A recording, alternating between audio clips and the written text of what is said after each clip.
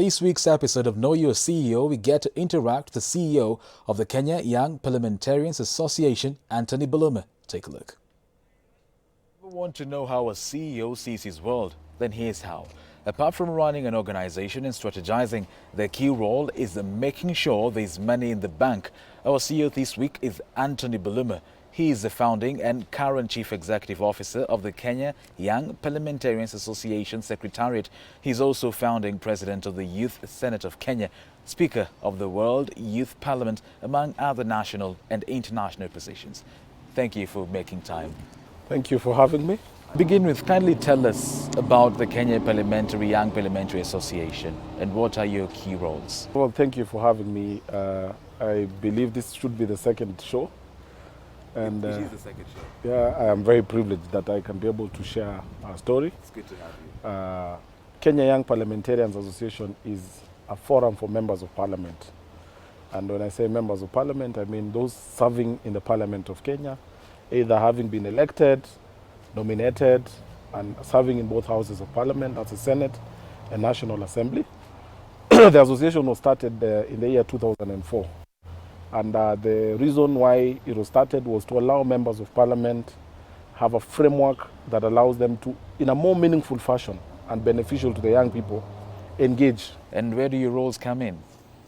I come in as a technical person because the structure of the association has the political, which is purely the membership of the association, and then you have the technical arm, which I am privileged to lead. And so I come in as the team leader of the technical arm of the association. We've seen some young parliamentarians misbehave. Others go guns blazing. The other day in Kisii, 2 fist fighting. Do you have disciplinary actions? I think it's a very difficult thing to do because remember, we operate within a purview where these individuals volunteer to join this association first. And they volunteer because they identify with the demographic youth. So again, to come and demand of them to exercise their conduct in a manner that conforms to what we define as moral or not moral is a very difficult thing to do. But there are things we are doing to try and nurture them into offering the alternative type of leadership that this country demands. And we have a program for life coaching that every young member of parliament has been assigned a life coach. Are there tricks that CEOs use to ensure that their companies do not fall? I mean, during this pandemic, many companies have fallen. I don't know how others do it. It's an interesting question, but I think the main idea is to transfer ownership of whatever vision you have, because you could have a vision for an organization, but the team that you're leading has not bought into that vision. And simply because they feel like it's more about you than them. So I think one of the best tricks that I would say I employ with my team is to show them it's not so much about Tony, but about us. If we win, we win together. If we lose, we share in the loss. What are some of your biggest achievements? I think ever since I took office, one of the greatest win was to ensure the institutionalization of the association, which means setting up like an entire fully fledged secretariat and also successfully launching a strategic plan, because a good CEO has to operate based on a plan and a strategy. So that for me was a major milestone for the association. Thirdly, the successful implementation of the same plan, because it was running from 2014 to 2018.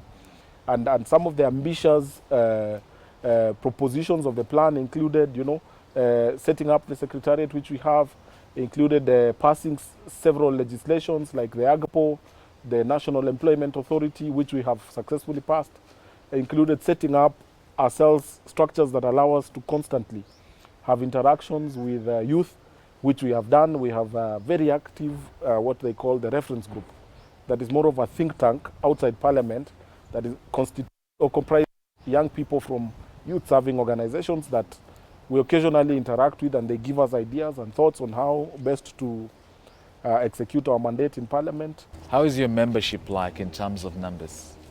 Prior to, save for the Parliament of 1963, the subsequent parliaments have never attracted a significant number of young people. In fact, it was the parliament of 2013 that attracted a majority of young people that could match the numbers in 1963. Because in the parliament of 2013, we had a membership of 48 members of parliament below 35. Some were as young as 22, 23, 24, thereabout. In fact, the bulk of the majority were below 30. So the number has kept growing, even in this last election, because it was our first transition. We still attracted 51 MPs, and it could have been more, but because of the issue I brought up about the transitioning. So there are those who are 32, 34 in the last parliament, but could not make it as members of QIPA in this one. But we've since also accommodate them through an alumni type of an arrangement. So if I was to give the actual numbers, would go up to maybe 60, 65. This hustler and dynasty narrative has been divisive. What's your take on it?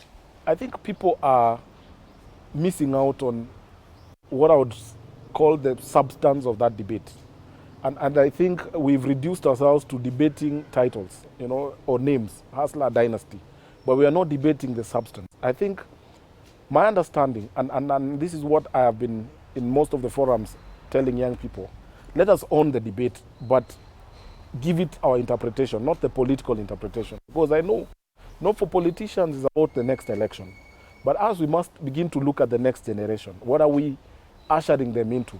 And I believe that the conversation on the table is about the inequality in terms of economic opportunities, in terms of political opportunities, and even social standing.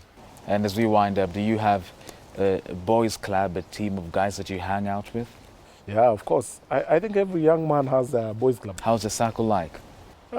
It allows me to cool off, and that's the space where I feel comfortable getting all the criticism that about my actions, my inactions, and it's a safe space for me, because I think every young person and every Kenyan at large needs that safe space where you can be yourself for a moment, Thank you for creating time, Buluma. Thank you.